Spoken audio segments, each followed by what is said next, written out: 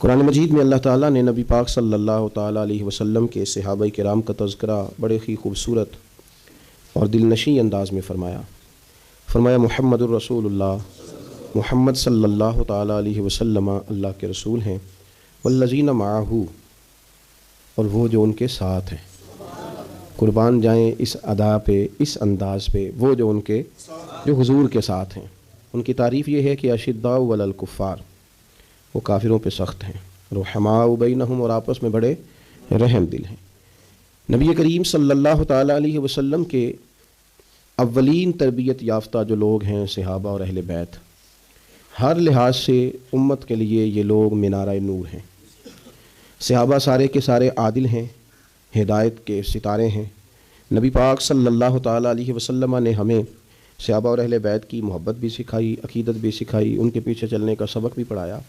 مسلمان کا یہ شیوا ہے کہ ان سے زیادہ فیض حاصل کرے۔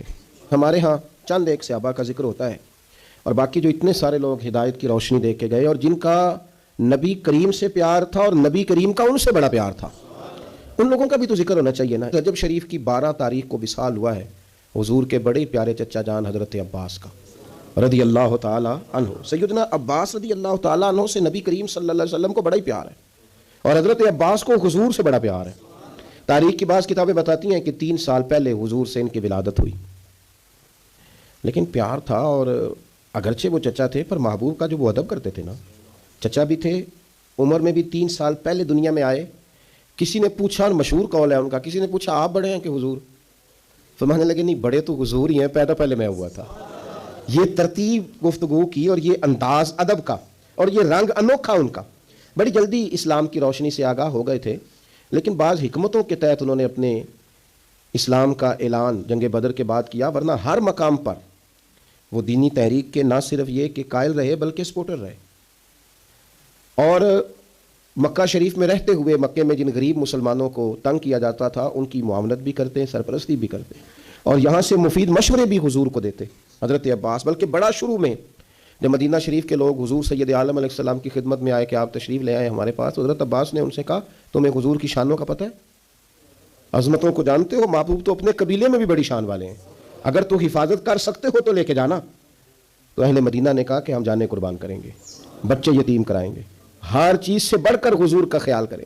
اور پھر جب محبوب نے ان سے مشورہ چاہا کہ مدینہ شریف جانا ہے، آپ کیا رائے دیتے ہیں؟ تو حضرت عباس نے ہی رائے دی تھی، عرض کی یا رسول اللہ صلی اللہ علیہ وسلم، آپ نہ پہلے کسی کو اپنا نمائندہ بنا کے بھیجیں، وہاں جب ماحول بالکل ٹھیک ہو جائے تو پھر آپ تشریف لے جائیں۔ تو ان کے مشورے پر نبی کریم نے حضرت مصعب بن عمیر کو وہاں روانہ فرمایا۔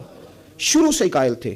اور ایک اور بات، ان کی جو اہلیہ ہیں حضرت ام فضل، وہ جنہوں نے خواب دیکھا تھا کہ یا رسول اللہ صلی اللہ تعالی وسلم آپ کے وجود کا ٹکڑا میری گود میں آیا ہے، تو حضور نے فرمایا فاطمہ کے گھر رب بیٹا دے گا، تیری گود میں کھیلے گا۔ تو امام حسین رضی اللہ تعالیٰ عنہ پھر حضرت ام فضل رضی اللہ تعالیٰ عنہ کی گود میں کھیلے۔ یہ حضرت عباس کی اہلیہ ہیں، اور یہ نبی پاک کی جو زوجہ حضرت میمونہ ہیں، حضور کی زوجہ ام المومنین، ان کی یہ سگی بہن ہے۔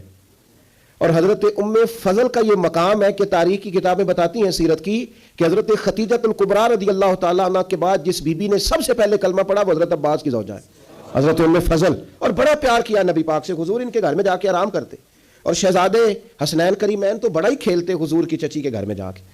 حضرت عباس رضی اللہ تعالیٰ عنہ، انہوں نے، میں کہہ چکا کہ بڑا پہلے، بلکہ امام بہقی نے تو یہاں تک لکھا ہے کہ حضرت عباس ایک دن عرض کرنے لگے یا رسول اللہ صلی اللہ علیہ وسلم، میں تو آپ کی نبوت کی نشانیوں کا بڑا پرانا قائل ہوں۔ محبوب نے فرمایا چچا کس طرح؟ تو عرض کرنے لگے یا رسول اللہ آپ پنگوڑے میں تھے، آپ جدھر جدھر انگلی کا اشارہ کرتے تھے چاند بھی ادھر ادھر ہی چلتا چلا جاتا تھا، چاند جھک جاتا جدھر انگلی اٹھاتے مہد میں، کیا اشاروں پر چلتا تھا کھلونا نور کا۔